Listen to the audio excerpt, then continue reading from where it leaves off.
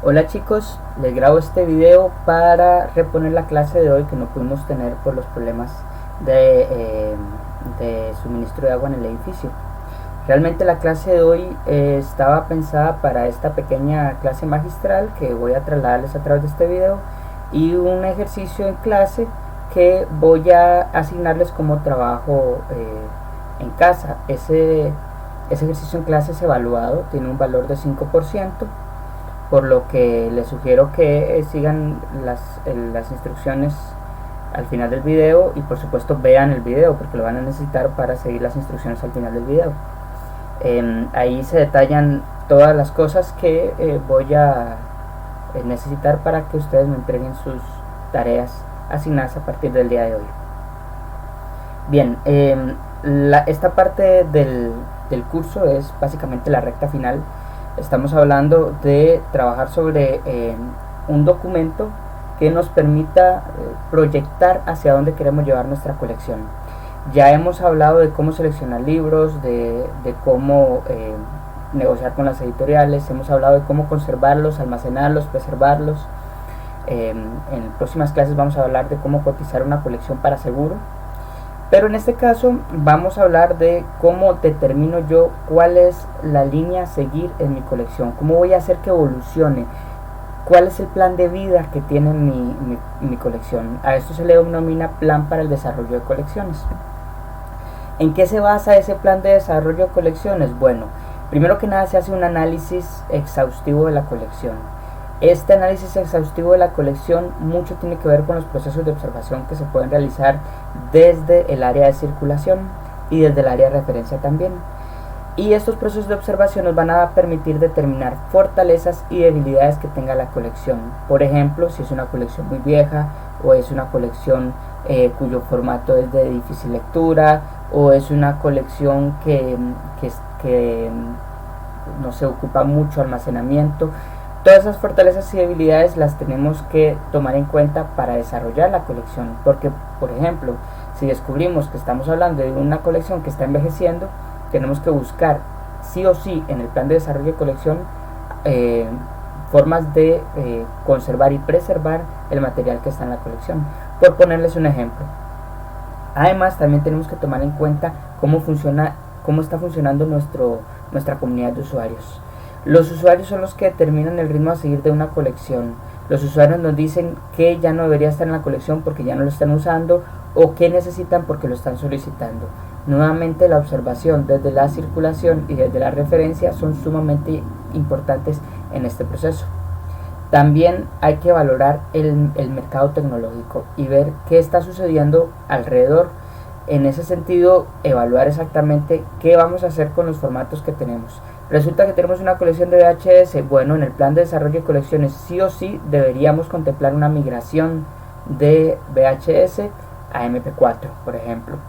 O si tenemos una colección de manuscritos, bueno, ¿qué vamos a hacer? Digitalizarlos, vamos a tomarles fotos con el escáner aéreo.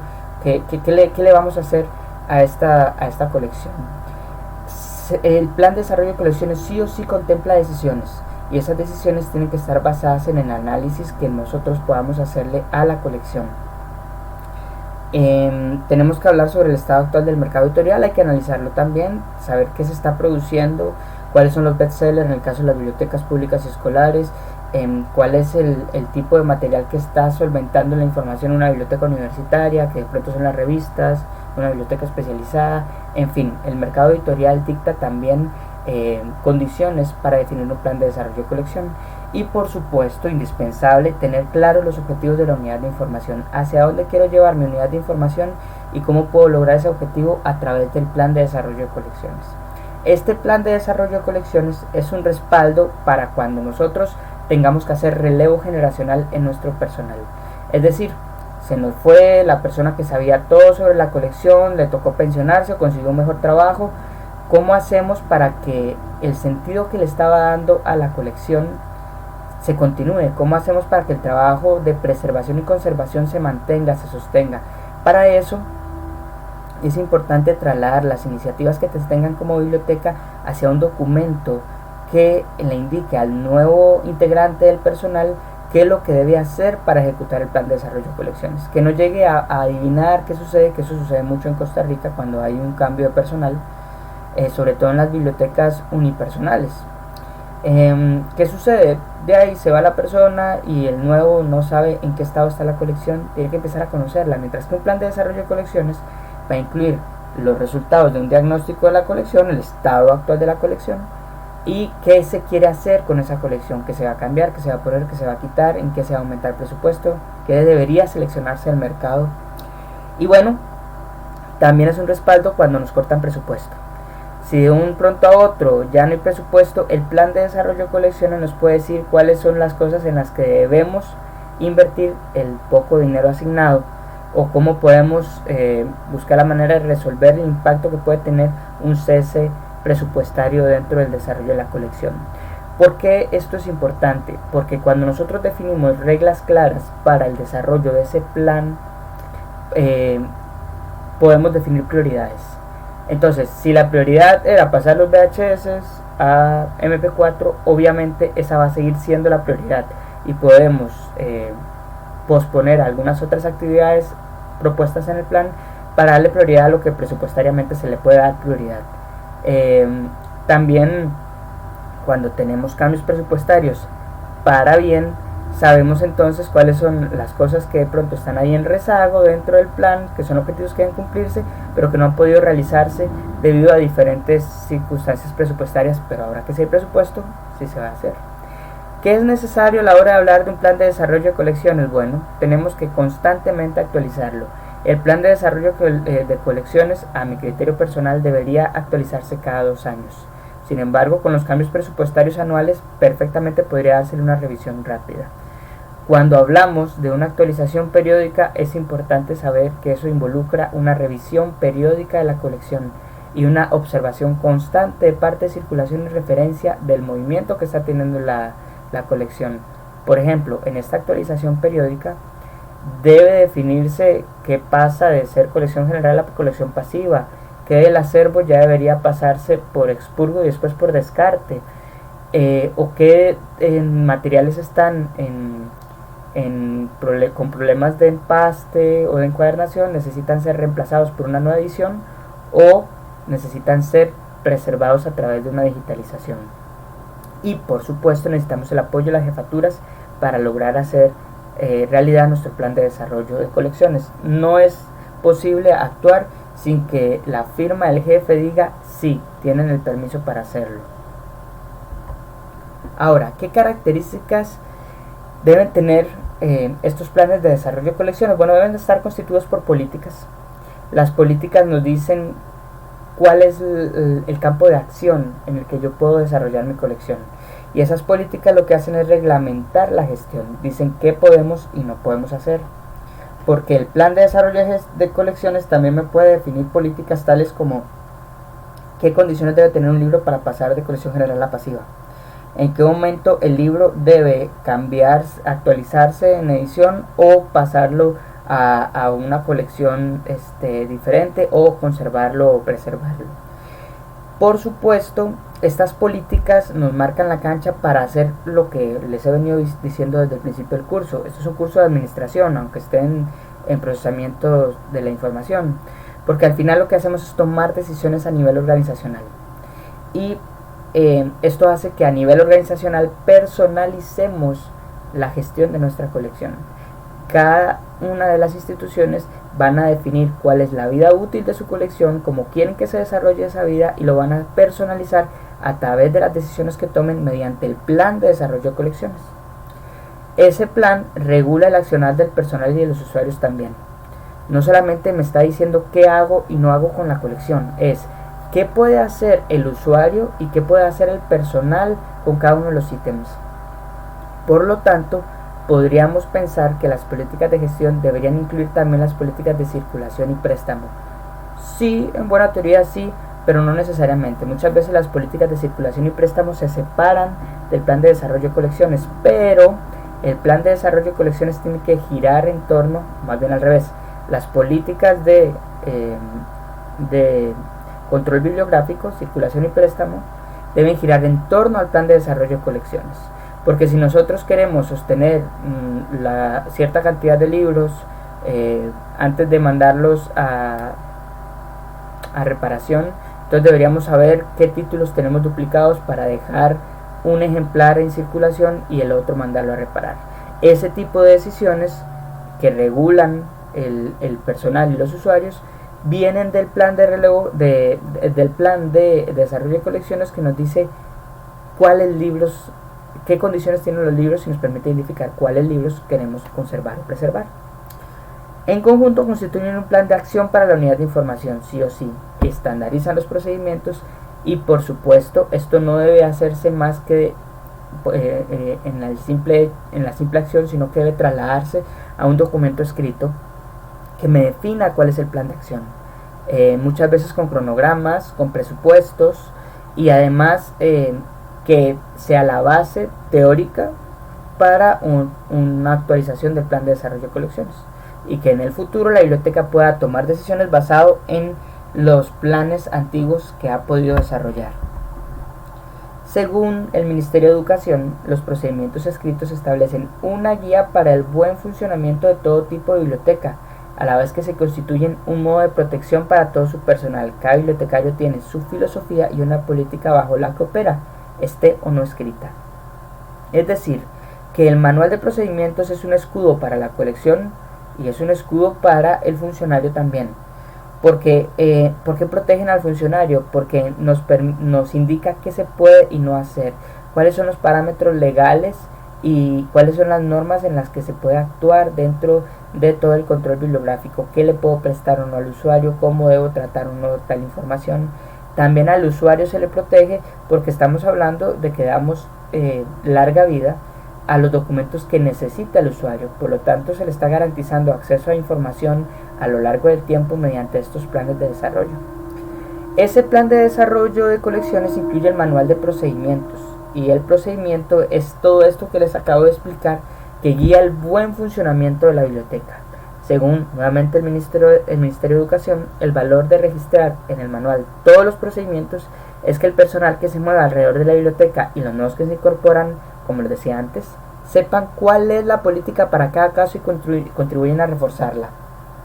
Marco esto en azul, contribuir a reforzarla, porque esto significa que el plan de desarrollo de conexiones es un elemento vivo, por lo tanto podemos apoyar una evolución del mismo, podemos crearlo de tal manera que pueda ser adaptable según vayan cambiando, ¿qué cosa? Lo que hablamos en las primeras diapositivas, las condiciones del mercado laboral, los hábitos de consumo del usuario, el tipo de material que está cambiando sus condiciones dentro de la biblioteca, en fin.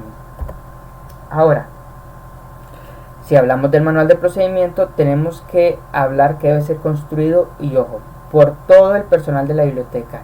Si usted tiene personal de limpieza, debe incluirlo, personal de seguridad, debe incluirlo. ¿Por qué?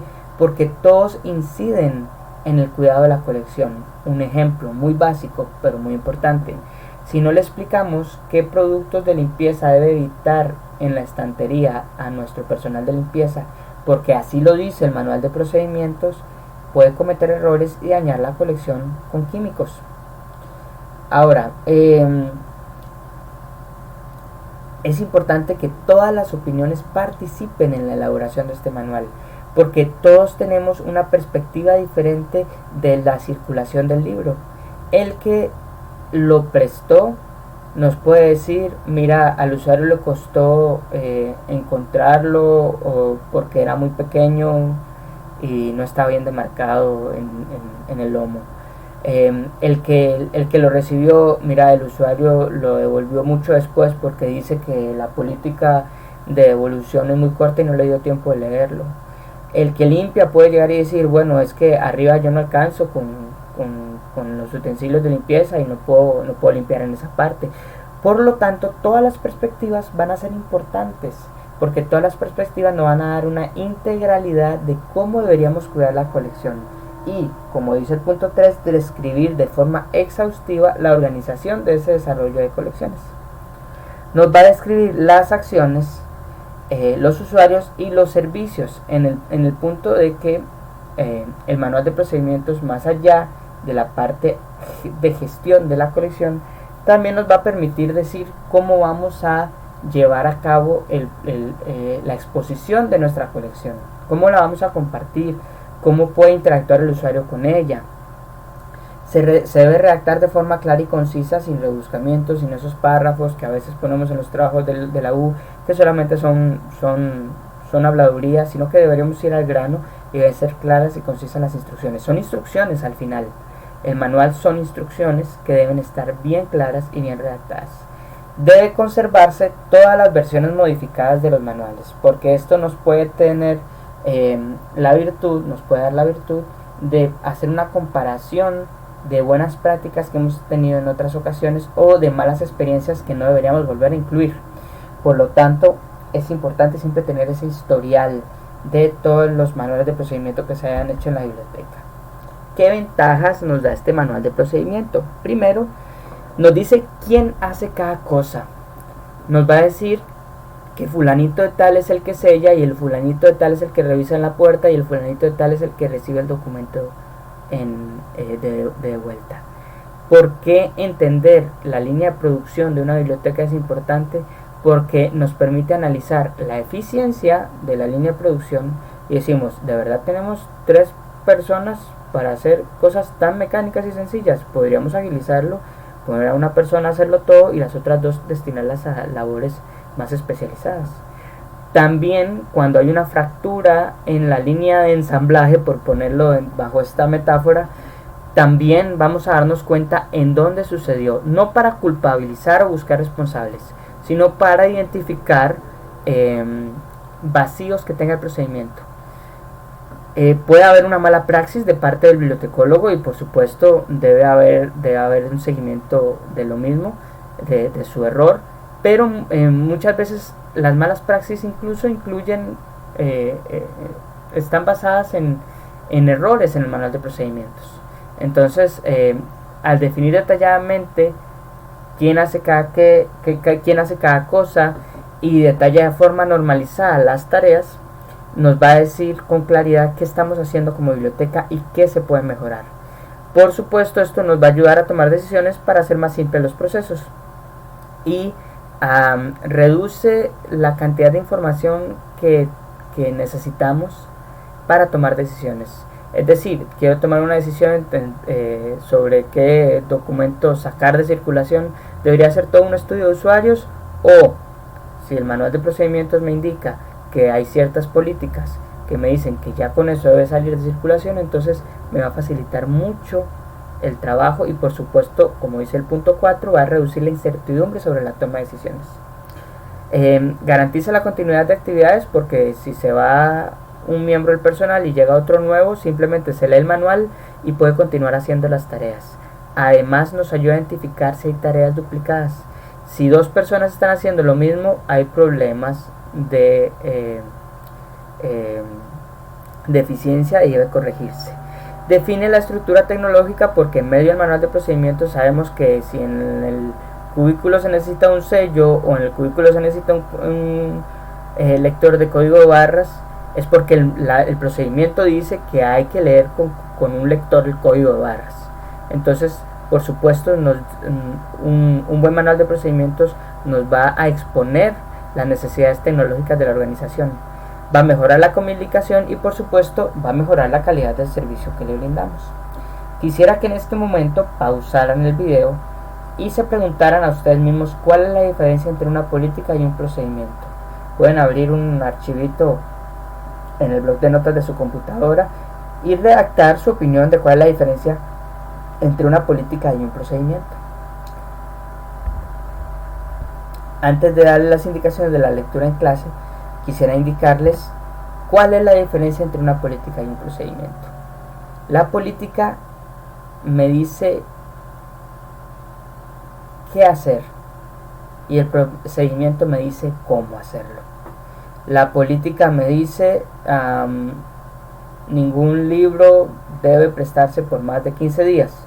El procedimiento me dice debe verificarse, anotarse la fecha de préstamo y indicar en la boleta, en la colilla, cuál es la fecha de evolución del documento y darle instrucciones al usuario sobre cómo realizar la devolución y cuál es la penalización si no la realiza. ¿Ven la diferencia? La política me dice, tengo que asegurarme que esto suceda, y el procedimiento me dice, para que esto suceda necesitamos hacer este y este paso. Por lo tanto, la política son órdenes y el procedimiento van a ser pasos. Basándonos en esto, vamos a hablar sobre la lectura que se les asigna de tarea. Son 3 lecturas. Las lecturas son hablan sobre los procedimientos. La primera les va a hablar sobre los procedimientos, cómo se gestionan. La segunda es un manual para redactar procedimientos que me encontré, y la tercera es un ejemplo del Sistema Nacional de Bibliotecas del Seguro Social, que pueden utilizar de ejemplo para ver cómo son las diferentes formas de redactar un procedimiento. La asignación virtual, por lo tanto, va a consistir en lo siguiente: van a formarse en grupos de 3 personas y van a hacer las 3 lecturas que les mencioné en la diapositiva anterior. Van a descargar una copia de ese formulario que les estoy poniendo de enlace y deben llenarlo en un archivo de texto ODT o doc. No lo llenen en Drive. Si lo llenan en Drive van a quitar la posibilidad a sus compañeros de descargar el formulario vacío. Descargan el formulario vacío y lo descargan en ODT o doc, y en Word o en LibreOffice lo llenan completo. Repito, no lo hagan en Drive. Si lo hacen en Drive, penalizo instrucciones. Y deben enviar dicho formulario como archivo adjunto al correo jairo.guamus@ucr.ac.cr. Y en el cuerpo de dicho correo deben indicar los nombres de los integrantes que participaron en la tarea, y después deben redactar 3 políticas de préstamo y un procedimiento de préstamo para cada una de esas políticas. O bien pueden hacer las 3 políticas de préstamo y hacer un procedimiento grande que involucre esas 3 políticas. La fecha de entrega es el miércoles 6 de noviembre antes de las 11:55. Después les doy instrucciones sobre lo que sucede la próxima semana y las siguientes semanas del semestre. Les voy a mandar un mensaje con los detalles. Y aquí están las instrucciones del trabajo final. Las instrucciones del trabajo final dice que en grupo, según el tipo de biblioteca, o sea, los grupos que han estado trabajando, deben presentar una propuesta para la gestión de colecciones de la unidad de información electa. Es decir, una propuesta para una biblioteca nacional o para una biblioteca pública o para una biblioteca escolar. Pueden elegirla o pueden crearla de manera hipotética. ¿Qué debe incluir? La portada. No me pongan introducción. Si me ponen introducción los penalizo. Presentación de la biblioteca que eligieron, las políticas de gestión que tienen, la definición de puestos y los procedimientos. Más adelante les explico cada uno de esos pedacitos. El documento debe entregarse como archivo adjunto antes del 27 de noviembre con la nomenclatura BI 3005 TFC tipo de biblioteca. El tipo de biblioteca está subrayado porque es ahí donde ustedes ponen el tipo de biblioteca, si pública, escolar, nacional, en fin. Ahora, esta es la parte escrita. Pero la parte oral es que, basados en la investigación, deben identificar 8 consejos para determinar políticas y procedimientos en el tipo de biblioteca asignado y exponerlo a sus compañeros en formato de conversatorio.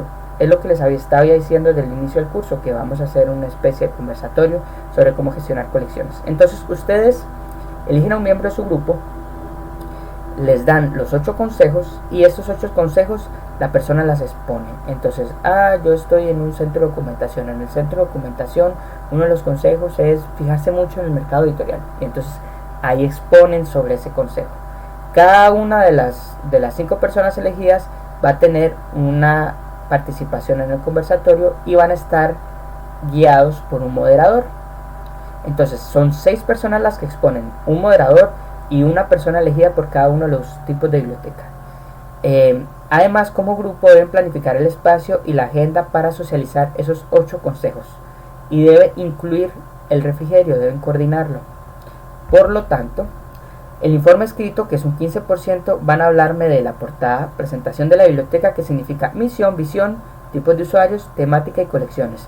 No necesitan redactar mucho, incluso si lo quieren hacer en una tabla, perfecto. Después, en el segundo apartado, políticas de gestión para la colección general.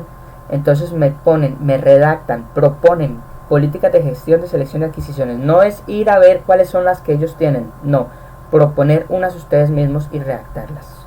En selección y adquisiciones, control bibliográfico y circulación, conservación y descarte. Después van a definir puestos, es decir, van a dibujar el organigrama de la biblioteca. En ese organigrama de la biblioteca van a definir cada uno de los puestos con un perfil profesional, es decir, el jefe debe ser licenciado, con tantos años de experiencia, con conocimientos en tal cosa. Y las tareas que deben asignar: el jefe delega funciones, ve horarios, gestiona la colección, bla bla bla bla. Y en el último apartado de procedimientos, para la colección general también deben redactar todo el procedimiento de selección y adquisición. Todo lo que definieron con las políticas en el apartado 2, aquí lo redactan en forma de procedimiento. Igualmente en control bibliográfico y circulación, igualmente en conservación e igualmente en descarte. Para la presentación oral, deben como grupo buscar un auditorio, acomodar y decorar la sala y elaborar un programa para los 5 expositores, uno por grupo, designar un moderador y las conclusiones finales. En el programa deben decir en qué orden van a hablar los expositores, deben decir el nombre del moderador y deben decir en qué momento suceden las conclusiones finales y la coordinación y el refrigerio. Recuerden revisar los rubros de evaluación presentes en el programa de curso y los dispuestos por la ODI para eventos oficiales. Chicos, este sería el trabajo final y la asignación virtual para la próxima semana. Por mensaje de WhatsApp les voy a explicar qué sucede con las siguientes fechas. Muchísimas gracias.